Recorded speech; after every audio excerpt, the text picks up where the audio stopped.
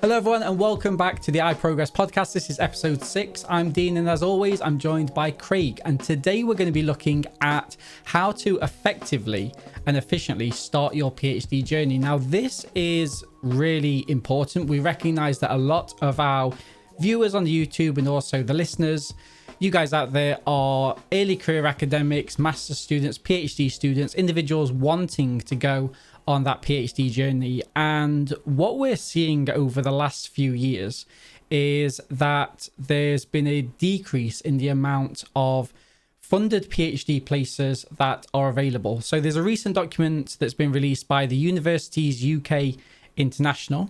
And what they say, I've put the link to this in the crib notes. So what they say is that compared to the 2017-2018 year, there has been a decline in providers' own funds, overseas government funding and UK research and innovation funding as major sources of tuition fees for prospective PhD students. And what essentially the impact this has had on you guys out there is that it's put a lot more emphasis on PhD students having to self-fund. Now, whether or not this is coincidental, as a pessimist, I would say it is. Coincidentally, the UK government at least have started their own loan scheme, which has been designed to loan out money to prospective PhD students, a little bit like the undergraduate and the master's degree loan schemes work as well. So essentially what we're seeing is that more students than ever are accruing a academic related debt for them to take part in their further studies. Now, obviously this can have an impact on the amount of students who can actually undertake that loan and take part in a PhD program. Now, I know lots of students who are really motivated, they're really ambitious, they'd make excellent PhD students, and they've actually been sadly put off because of this. They're kind of resigned to finding employment elsewhere whilst they're waiting for those funded PhD opportunities to come up, and they're willing to compete with that. And obviously the knock-on effect of that is that if fewer institutions, fewer universities are offering these funded PhD places, that means that there's going to be more students applying for those positions when they eventually come up, more disappointed individuals, and ultimately it's going to take individuals who are excellent, perhaps multiple interviews across different institutions to actually find their home. Now, this is obviously the antithesis of the kind of top tips, the gold standard of trying to find a PhD supervision package, which really is going to help you grow, be beneficial to you, and then applying for a PhD at a particular institution. Because if you can't afford to do that, then you're just going to have to wait until a opportunity arises for you. Now, Craig, what's your kind of initial thoughts on this kind of dilemma that we've got ourselves into in academia? Well, I guess it's a real coincidence, isn't it? The fact that we've got more self-funded people alongside a new government loan scheme. What a coincidence! A huge coincidence that definitely isn't linked at all. It's a difficult one. So I think, like you say, we've got these tips of finding your kind of key mentor. I know you put out a video recently about finding a mentor. I think the same things apply. Because when we talk about mentors, we don't just talk about PhD supervisors, we talk about senior academics that can help you. But in terms of specifically PhD supervisors, I think having someone that is in the area that you want to work in, that has space for a PhD student, that also has funding, is increasingly difficult to find. What we're finding is that what I'm seeing a lot in the past couple of years is people who want to do a PhD rather than want to do a PhD in a particular area, applying to do PhDs with me and with colleagues because we had some funding at the time and we had availability of a space, and it doesn't do anyone any favors, I don't think, in terms of that kind of model. If we had more open calls for excellent students that want to come forward with their own ideas. I know some universities do that, but ultimately a lot of funded PhD places come from research grants or other kind of sources of funding where the project is pretty much set in stone at that point, which again isn't great in terms of developing someone as a PhD student, as a scholar, because if you've got a research question, a research approach that's already set, well, what is the PhD student actually doing at that point? They're not coming up with a new research problem. They're not solving an issue necessarily in terms of how do I answer this particular question. They're essentially a research assistant at that point, who is at the end of it going to defend the decisions that actually have probably been made by other people. Um, so yeah, I think there's a lot of issues around the funding situation and the availability of funding. I know that we've spoken about the fact that self-funded PhDs have a very constricted time envelope. So you're allowed to enroll, at least in the UK, for 4 years as a full-time PhD student, 8 years for a part-time. Now, if you want to get this over and done with as quickly as possible, which as a self-funded PhD student you probably do, what that means is that you don't have that much time to work with, particularly in the first and second years. So this is why we're kind of trying to put together this podcast in particular, because what we can do is hopefully give a few tips about how you can start really efficiently, really effectively. But I don't want to make this about purely self-funded PhD students. Those with funding also have a timeline to work to. They can still only be enrolled for 4 years. Their funding typically is for 3 years. So if you get to the end of that third year and you haven't finished at that point, you then need to find money to pay your tuition fees or for writing up fees in that fourth year. And I know that people will say, well, you've been paid for the first 3 years. You've not been paid that much. I think UKRI at the moment, their stipends are around £16,000 a year. It's not that much to work with in terms of when you think about paying rent, you think about the cost of living at the moment, everything going up. You do get a little bit of leeway in terms of things like council tax if you're in the UK, but it doesn't give you that much space to work with. So I think if we can help funded and self-funded PhD students to really start effectively, what we can hopefully do by the time they get to the end of that first year into their second year, if people have a really clear plan as to where they're going and what they want to do in that second and third year, hopefully by the time they get to the end of that third year, they'll be in a position maybe to submit or be almost there in terms of submissions. They're paying fewer fees in that final writing up year. Yeah, I 100% agree. And we do want to make this podcast kind of applicable to all. I think if we're being honest, what did open and spur this was the fact that we're seeing a lot of self-funded PhDs who have a lot of skin in the game. But equally, that time limit is there and it does run out. As we know, it runs out ridiculously quickly, especially because we spoke about this a few podcasts ago, whereby we're saying that early career academics perhaps aren't as effectively trained or prepared to walk into that PhD or early career position. And because of that, they can almost waste a lot of time. You know, that they can be wandering around not knowing exactly what they need to do. And if they have a relatively early career director of studies of their own, you know, who might have their kind of own agendas and beliefs, perhaps that might not always benefit particular students as well. And those relationships do have to grow.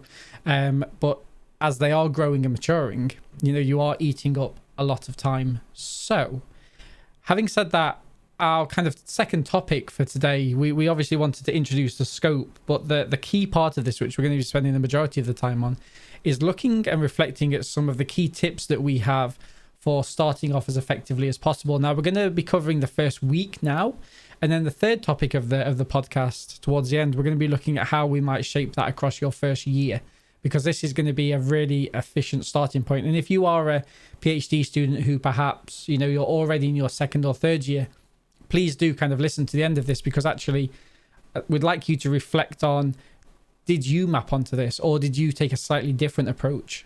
And I think that before we start, the be all and end all is that the tips that Craig and I are going to give now, they might not work for everybody, and that they especially might not work across different programs. So take it with a little bit of a pinch of salt, but here's a rough framework about how we would approach your first week and also your first year of your PhD. So I'm conscious I released a YouTube video about this previously, but one of the key things that I think is really important, and this spans internationally, you know, irrespective of where you're doing your PhD, is that you don't want to miss out on any of that additional information. You first of all want to try and involve yourself in that PhD community as quickly and as vastly as possible. And so I would always say enroll in as many workshops as possible. Now, this isn't just going to be workshops which are core to your PhD. Now, these workshops are obviously pivotal. They can talk to you about in-depth and complex methodologies. They can talk to you about the publication route. They can highlight things in terms of recruitment, looking at jobs when you leave your PhD program. You know that they should be structured throughout your time within your program and adapted each and every year. But also make sure that you're familiarizing yourself with the new library. Okay, so you might be starting in an institution you've not been to before. So make sure you're attending those library courses. Make sure you really fully know how you're citing, referencing, how you're constructing those really detailed and complex theses paragraphs, you know, that you're going to be ultimately writing, because you are essentially paying, especially your self-funded students, you're essentially paying for these services and tuition. And in a PhD, it can be a very lonely time. The emphasis is on you as an academic, as an early career academic, to develop that knowledge. But I also think that students miss out on a lot of material which is available to them. So really do reach out and also talk to your supervisors about whether they think there's anything coming up that perhaps isn't identified or advertised centrally that they can get you involved in as well, which might be kind of program or college specific. Yeah, definitely. I think you kind of touched on this a little bit in your YouTube video, and we spoke about it a lot in one of the earlier episodes of the podcast as well, about preparation, about being prepared for what might be ahead. So making sure that you're getting as much information as you possibly can at the beginning of your course, making sure you're meeting these librarians, meeting people in your department, thinking about meeting up with your supervisor and making sure that everyone knows what everyone should be doing. If you've got deadlines that you need to hit, making sure that you know exactly what you need to do and when you need to do it. Setting up schedules really early is going to be really beneficial for you. Yeah, I completely agree with all that. And in terms of just touching on what Craig said about meeting the librarians, oftentimes when we do start our PhDs, we isolate ourselves in terms of our supervision package and then our immediate cohort. But actually, and I was at fault of this during my PhD, I needed to rely on a lot more individuals than I thought. They were the tech people, either the techs in the psychology department or the IT services, but also the librarians who have seen thousands and thousands of students pass through their time across different stages. And so by being able to start a conversation and discourse with them, you're actually going to learn a lot about some of the ways of learning, teaching, educating yourself that perhaps might ultimately bypass you, and also things that perhaps your supervision package aren't aware of as well. So please do make sure that you acquaint yourself with them. And as you're kind of going on that journey across all the departments, if you've gone to a new institution, make sure to familiarize yourself with campus. So when I was doing my PhD, I did a lot of it at home, which was quite isolating. I did a lot of it at university in the kind of central hub that we had for PhD students. But looking back and reflecting, I wish I'd have found almost a quiet place on campus for me to go and work. Because what that allows you to do is allows you to be around in the hustle and bustle, but it also allows you to keep your head down apart from any kind of distractions. And by the time that this podcast comes out, we'll have uploaded several videos on our YouTube about effective strategies in terms of working both in that kind of individual, but also as groups. So please do check that out. But also, not only do you want a place to go and work by yourself, you also kind of want a place to go and retreat. You know, it can get a little bit too much sometimes. You do want that kind of quiet space. And just because you're at university or at an institution doesn't mean that you have to be working whilst you're there. You know, I think Craig put across very eloquently a couple of podcasts ago about how sometimes it is your working hours, but you just can't get your head around trying to do that particular job. So you want to go and do something else. And if you don't do anything academic, if you want to be flexible and do that at a different time, maybe an evening or a weekend, you know, make sure you're doing something with that dead time. Read a book, listen to a podcast, listen to this podcast, you know, but just make sure that you're doing it in a very peaceful time so you aren't feeling stressed as you're not doing work, because then ultimately you're going to get more stressed because you've missed out on work. And I think that's kind of really important. And then jumping on another thing that Craig said in terms of making sure that in that first week you are setting up a meeting with definitely your director of studies, but also your wider supervision team if at all possible. Now the benefit of this is that you really want to feel whether or not it ultimately matters, or whether it's in the first week or the second week, you want to almost feel like you're hitting the ground running, because it's that kind of mindset that's really going to spur you on for giving you that passion or reinstilling that passion in you to saying, actually, I do belong here and I'm straight away going to be making the strives and the efforts to really get myself ahead in this journey and work it as efficiently as possible. Now, this can just be an informal coffee or it can be a formal meeting, but you want to very much normalize the fact that you're there. You're going to suffer from imposter syndrome, definitely for the first year and probably 10 years after that. But you do want to normalize the fact that you are a PhD student. You do deserve to be there. Your work has credibility. It's going to have impact in the future. So I'm going to sit in this coffee shop and look at the kind of undergraduate and postgraduate students around me and realize, actually, this is where I am now. Yeah, I think a really good supervisor will help you with that right from the start as well. What I try and do with new PhD students that are coming in, obviously we didn't really get the chance to do this over COVID, but I know since, is I try and get together with them either the first morning that they start or in that first week that they're starting. We'll go for a coffee and we'll just talk not about the project necessarily, but what is it like being a PhD student? What to expect? What's the structure of your day? What's the structure of your week?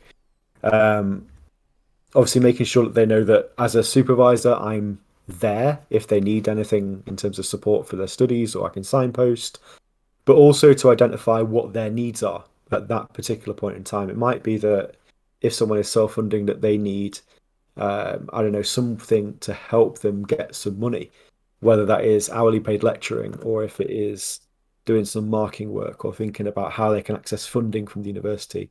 If I know that as a supervisor right at the beginning, then anything that comes across my desk, I can kind of ship out to those students that I know need them. And it might be that as someone who is funded, you don't necessarily get those same opportunities for hourly paid lecturing as someone who is self-funding. And the reason for that is that that person needs that money to eat at the end of the week, whereas if you're funded, you don't necessarily need that. That's not necessarily the case that it's not necessarily the case that people will not have any opportunities to do lecturing, because they will. It's just that if I have a choice between someone who is funded and someone who is self-funding, I'm more likely to allocate that opportunity in the first instance to someone who's self-funding. So making sure that you're sitting down with your supervisor right at the beginning of the year, having a coffee, having an informal chat about what your fears are, what your hopes are, what do you want to achieve in the first, second, third year. It makes your supervisor aware of what you need from them and what you need from the university to really maximize what your experience is over that particular year. Definitely. And it really humanizes the process as well, because I think as academics and as supervisors, we do try to bring parity to all students.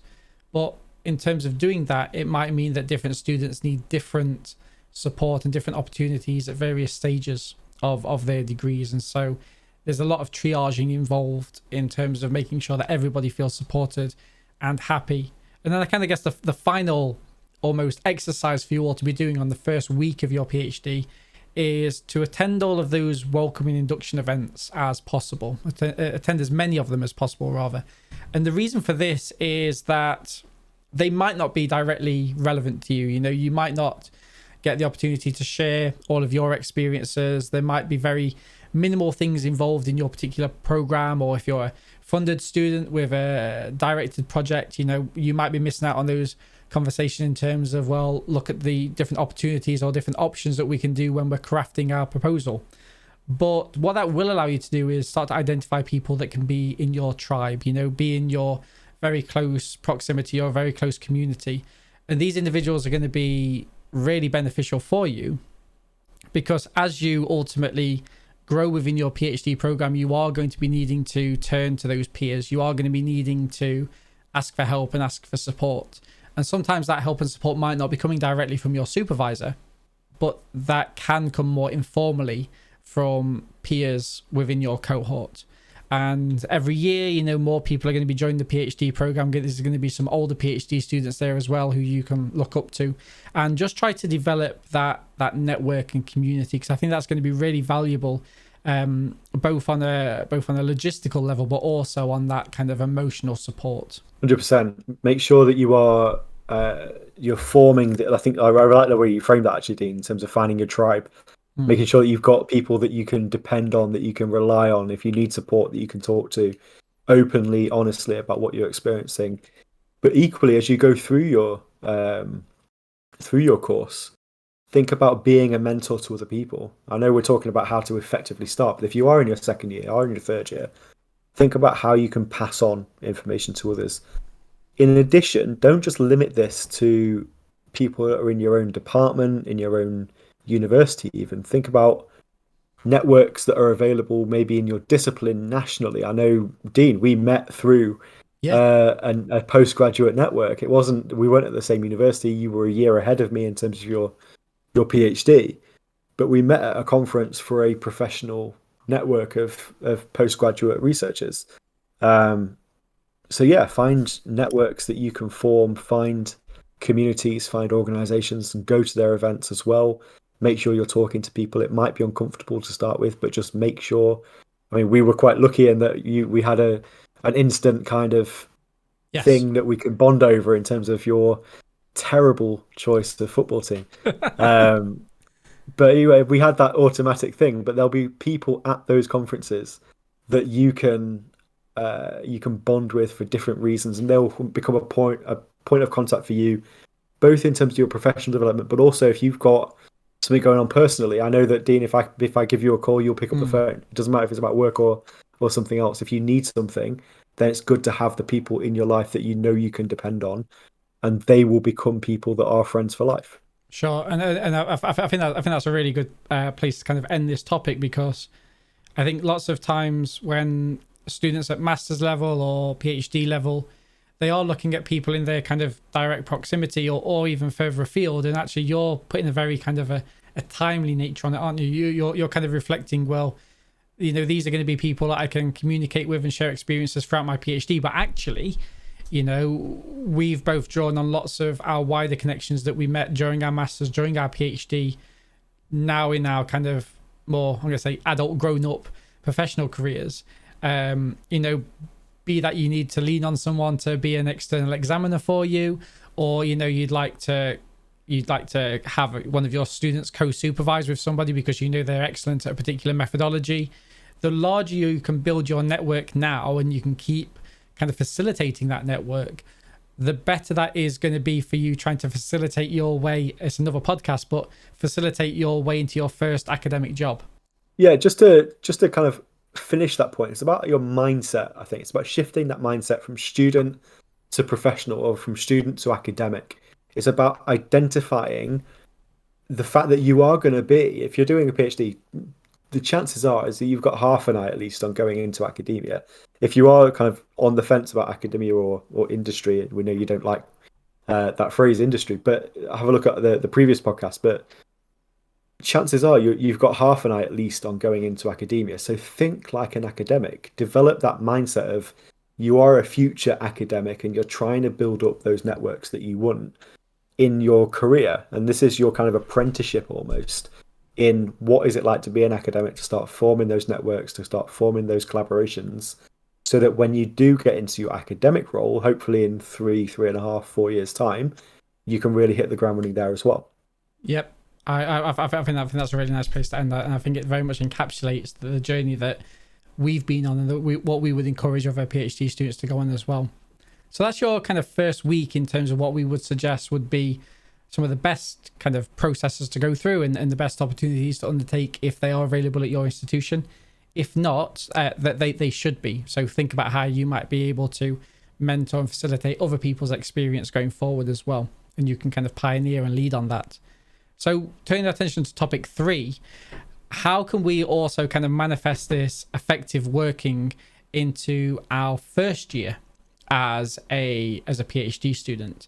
And so we've got a couple of kind of topics we kind of want, or you know, we've got a couple of points that we want to talk about. So the first one is you might not have your first kind of publication ready. You might not have your first publication submitted, but within this first year, you should be developing or trying to develop alongside your PhD supervisor package a publication plan. Okay, so perhaps how do you envisage your first publication to be? What sort of journal, what sort of audience you're trying to direct that towards? And if you're trying to extrapolate that onto your wider kind of Gantt chart, or how you see your studies to fall in line from that, how do you plan out your publications in order afterwards as well? And that first publication, it doesn't have to be kind of groundbreaking, but I would definitely advise you just to try and get something out there. It can kind of feel like that elephant in the room that's always there, you need to shake out. And lots of students we know don't get those publications during their masters. Craig and I are very kind of prolific in terms of pushing our students to publish as early as possible, because actually with a little bit of planning you can make your master's projects excellent. But to at least make sure that you're looking for maybe a systematic review, or you're looking for a pilot study if you can't do that first study at all, and try and write that up as complete as possible and have that submitted somewhere. Now, if we go back to last week's or the previous podcast, in terms of that peer review process, we know that process can take a long time. And so we're definitely not saying that by the end of your first year, you will have something published, because that's quite unlikely. But by being able to get that experience of undergoing the peer review process, you're almost developing yourself quite well as an academic there, because you're almost ticking off a skill set which lots of people at your stage wouldn't be at. Yeah, I think if you consider this in terms of multi-scale planning, this idea of planning at different timescales, this is a really important idea that comes from Cal Newport, I think, as an American computer science professor. Lots of books, so read his stuff if you are interested. He's got a book called Deep Work. He's got a book called A World Without Email, which I think is just fantastic. But he talks about multi-scale planning. So he will have a plan for his day, he'll have a plan for his week, and he has a plan for each semester that he's working. I think you can go one step further than that as well and think about what your first year looks like. And I think building towards your first publication is a really nice way of thinking about your first year. Can you kind of put yourself in a position where it culminates in a manuscript of some point? And it might be that you don't necessarily get to that point at the end of your first year, but maybe in your second year you are at that point. We've also spoken in the previous episode about registered reports and the fact that you can make a start on your publications before you've got data. And I think someone who is a good supervisor, who is supervising someone who is doing confirmatory research. So confirmatory research is where you've got a specific hypothesis in mind. You're testing a specific question or a specific mechanism or something like that.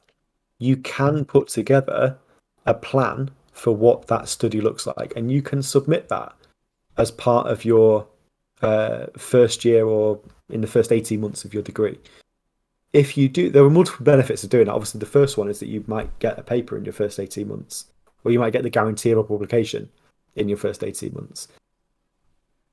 The advantage of that, though, over and above the publication itself, is that you're already starting to get experts' feedback on your research. If you think about what you're going to have to do in 2.5 or 3 years' time in terms of your Viva exam, that isn't an exam about do you know the topic. That exam at the end of it is about you defending the decision. So there's a reason that the Viva is called a defense rather than an exam. It's a defense of your decisions. And if you can start to anticipate through the peer review process what various different people's concerns about your research are, what their thoughts are, you can start to build in your defense into the papers that you're writing, into the chapters that you're writing, so that by the time you get to your exam at the end, or the Viva defense at the end, you know what they're going to say. You kind of can anticipate what their concerns might be, what their questions might be. So using registered reports is a really nice way of doing that. It not only gets you to a point where you're thinking about your design of your studies and you're hopefully getting a publication, but you're also building in the skills that you need for your Viva as well. And I think this goes back to the idea that we've had in previous episodes and our courses about working smart rather than hard. It's about, can you get the most out of one piece of work? What can you get from that one piece of work that is going to benefit you in multiple different ways? Now, obviously, that means that you need to know your research area really well. If you are putting together a paper in your first or maybe into your second year, you need to know what that area of research is. So one thing that I always try and say to my students is use that first year to get a thorough grounding in your research area.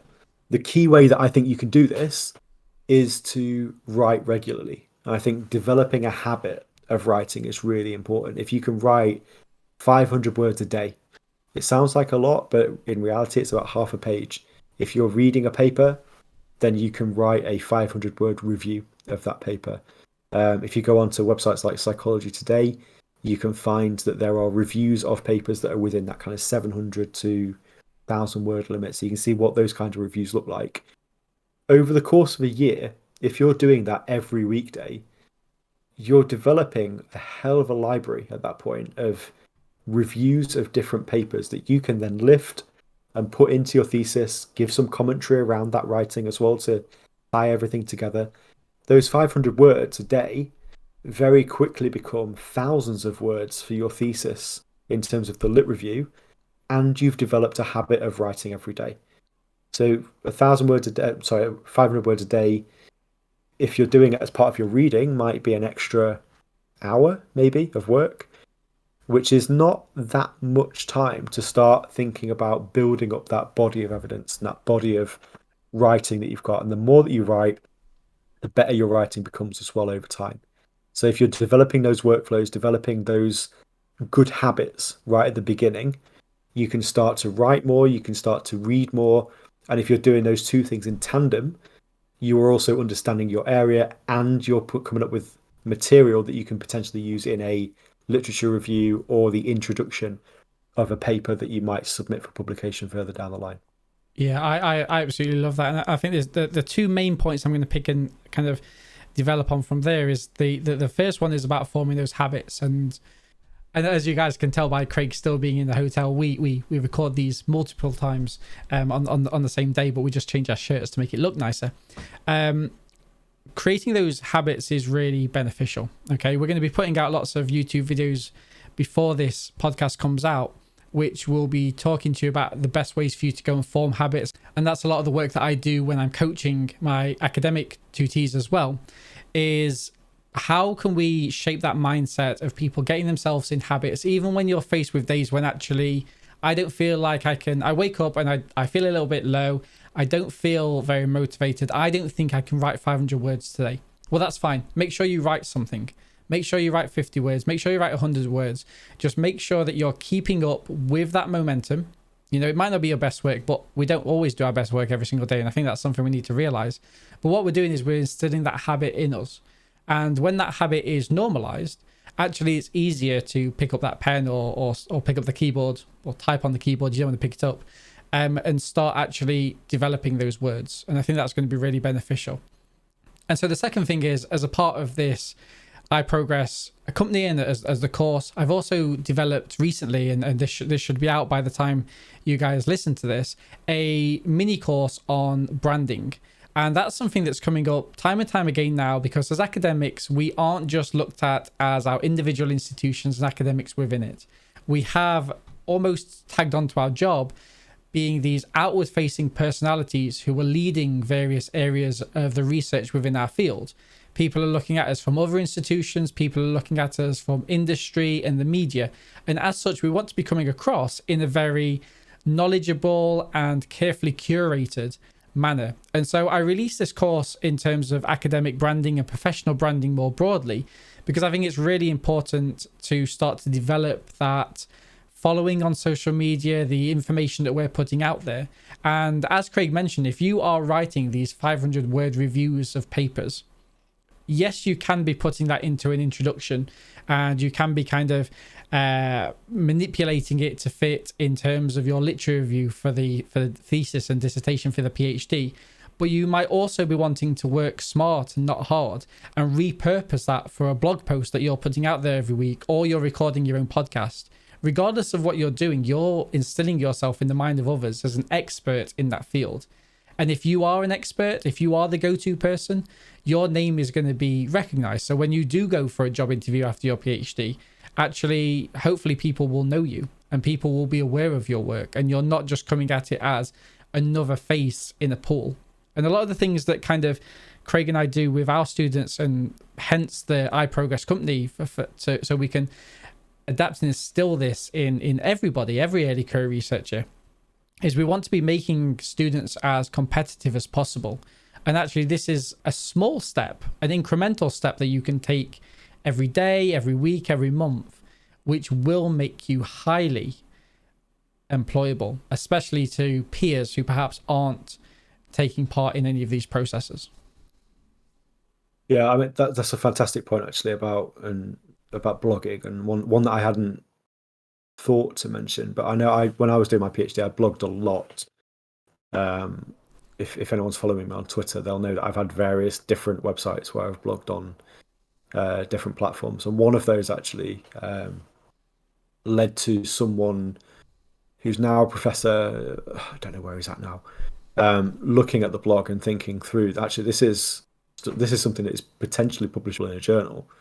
And that led to me then working with someone who was external to my PhD, external to my institution at that point, on a peer review paper. So that went to a journal. We published a paper, and again, it's something that I was doing anyway, just for the fun of writing. I'm quite a geek. I quite like writing, but what that did was it gave me a platform for networking with other people, with talking to people who were in my area of research, and thinking through how can I then make the best use of this material? Can I take this writing and turn it into a journal article? I did that with a couple of different blogs and turned them. One was a sole authored piece. One was a piece that was authored with this person who got in touch with me through Twitter.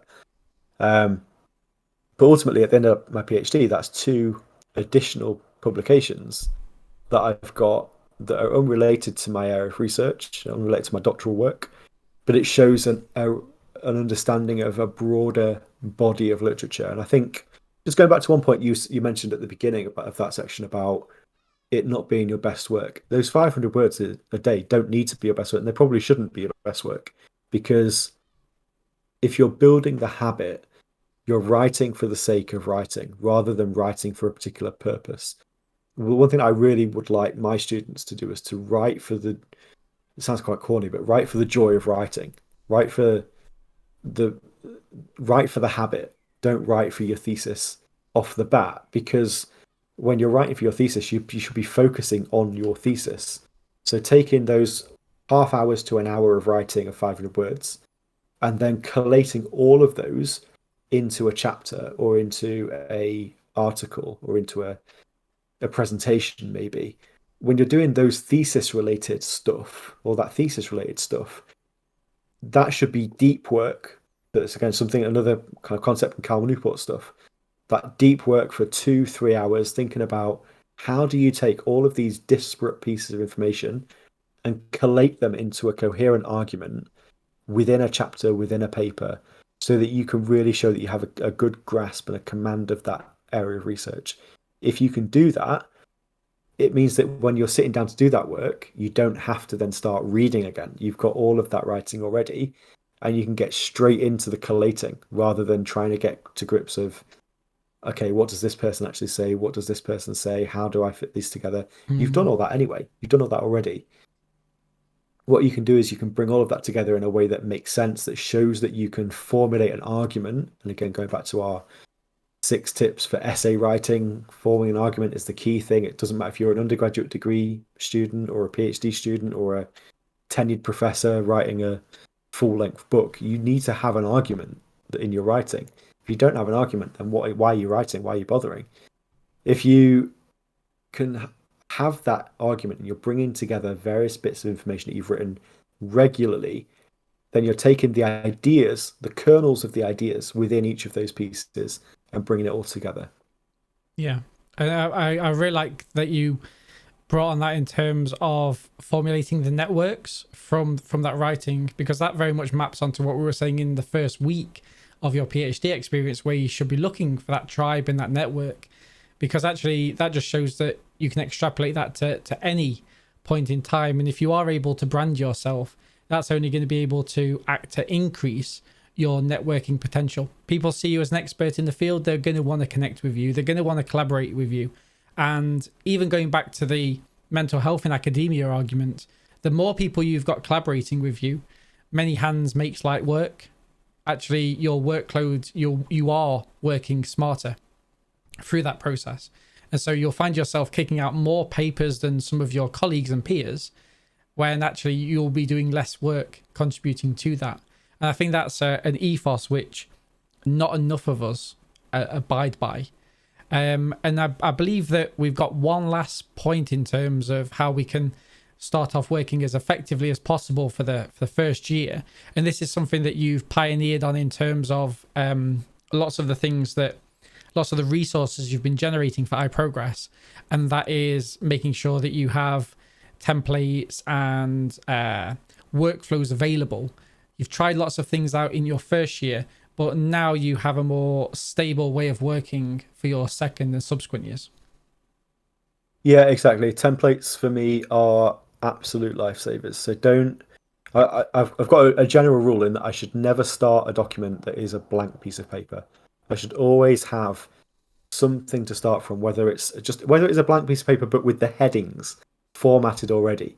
So in Microsoft Word, you can go to your styles at the top and you can change different heading levels to be different things.